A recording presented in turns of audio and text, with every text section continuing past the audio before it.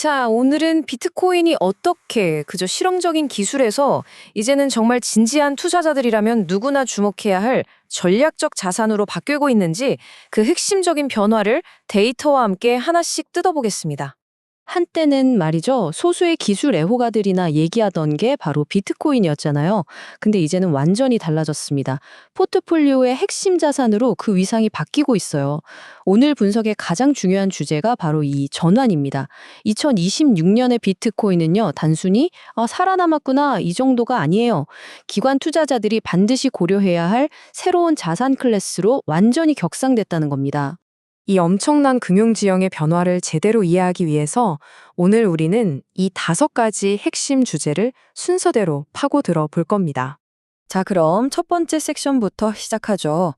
도대체 어떤 거대한 흐름들이 비트코인을 제도권으로 끌어들이고 있는지 그 4가지 동력을 한번 살펴보겠습니다. 자, 오늘 분석 전체를 꿰뚫는 4가지 핵심 기둥입니다. 바로 거시 경제와 정책 환경의 변화, 그리고 완전히 새로운 구조적 수요의 등장, 또 금과 비교해보는 가치 저장 수단으로서의 역할, 마지막으로 시장이 얼마나 성숙해졌는지를 보여주는 증거들. 이 4가지 틀을 가지고 보면 비트코인의 현재 위치가 아주 명확하게 보일 겁니다. 좋습니다. 그럼 두 번째 섹션으로 넘어가서 구체적으로 비트코인의 어떤 우호적인 환경이 만들어지고 있는지, 그리고 어떤 새로운 큰 손들이 들어오고 있는지 한번 보죠. 비트코인 시장을 바꾸는 힘은 크게 2가지로 볼 수 있어요. 첫째는 통화 환경입니다. 이제 곧 금리 인하 사이클이 시작될 거라는 기대감이 있잖아요. 10조 달러가 넘는 돈이 저금리 상품에 묶여 있는데 이 돈이 새로운 투자처를 찾고 있다는 거죠. 둘째는 규제가 명확해지고 있다는 겁니다. 특히 미국에서 나온 클래리티 액트 같은 법안들이 중요한데요. 디지털 상품이랑 증권을 딱 구분해 주니까 기관들이 이거 법적으로 괜찮구나 하면서 안심하고 들어올 수 있는 길을 터준 셈입니다. 이게 바로 투기자산에서 제도권 금융자산으로 넘어가는 결정적인 길목인 거죠. 이런 새로운 환경 속에서 정말 강력한 매수자들이 시장에 뛰어들었습니다. 첫째, 모건 스탠리, 뱅가드 같은 월스트리트의 공룡들이 ETF를 통해서 들어오고 있고요. 둘째, 마이크로 스트라테지 같은 기업들은 비트코인을 단기 투자 상품이 아니라 회사의 연구 자본으로 보고 있어요. 이걸 디지털 자산 재무 전략이라고 부르더라고요. 그리고 마지막으로 이제는 심지어 미국 정부가 전략적 비트코인 준비금을 만들까 고려하는 등 국가 차원의 움직임까지 보이고 있습니다.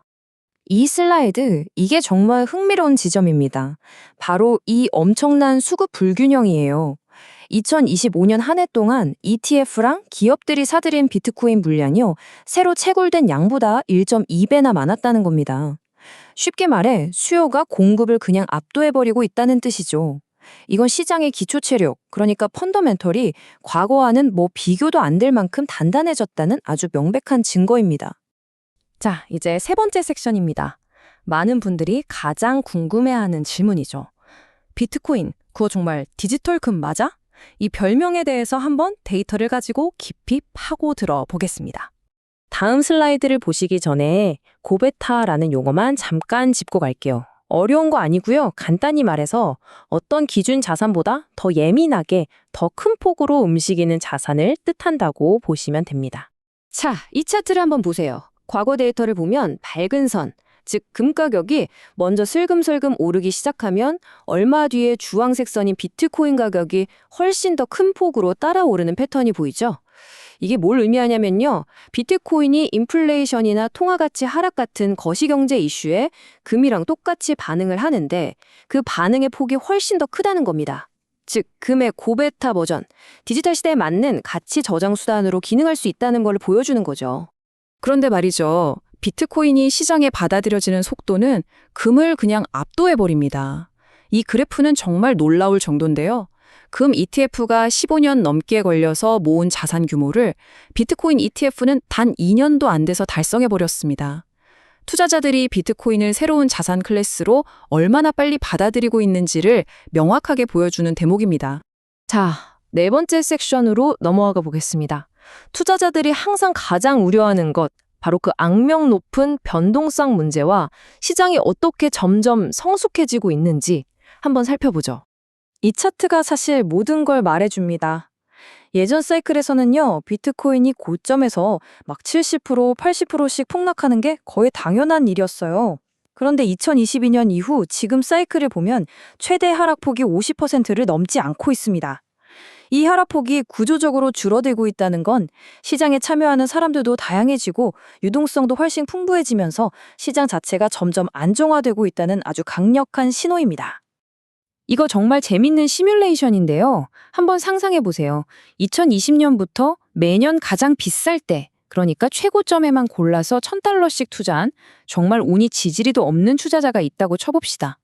그런데 이 투자자조차 2026년 초 기준으로 보니까요.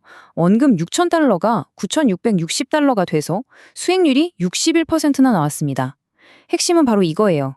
변동성을 이기려고 사고팔고 타이밍 재는 것보다 장기적인 가치를 믿고 그냥 시장에 머무는 시간, 즉 보유기간이 훨씬 더 중요하다는 거죠. 자, 이제 마지막 섹션입니다.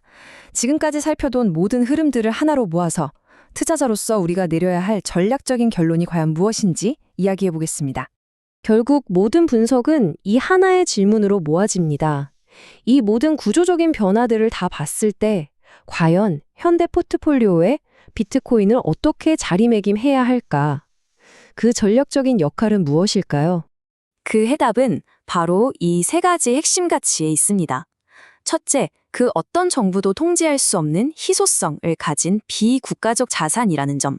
둘째, 금과 같은 전통적인 안전자산의 위험을 분산시켜주는 고베타 해지 수단으로 기능해서 포트폴리오 전체의 수익률을 개선할 수 있다는 점. 셋째, 이제는 ETF 등을 통해 제도권의 풍부한 유동성과 안정적인 접근성을 확보했다는 점입니다. 따라서 2026년 현재 우리가 던져야 할 질문은 더 이상 비트코인에 투자해야 할까 말아야 할까가 아닙니다. 이제는 내 포트폴리오에 어떤 방식으로 그리고 얼마만큼을 배분해야 하는가, 바로 이 질문을 진지하게 고민해야 할 때입니다. 비트코인을 둘러싼 논제는 이제 생존 여부의 단계를 완전히 지나 전략적 자산 배분의 문제로 넘어왔습니다.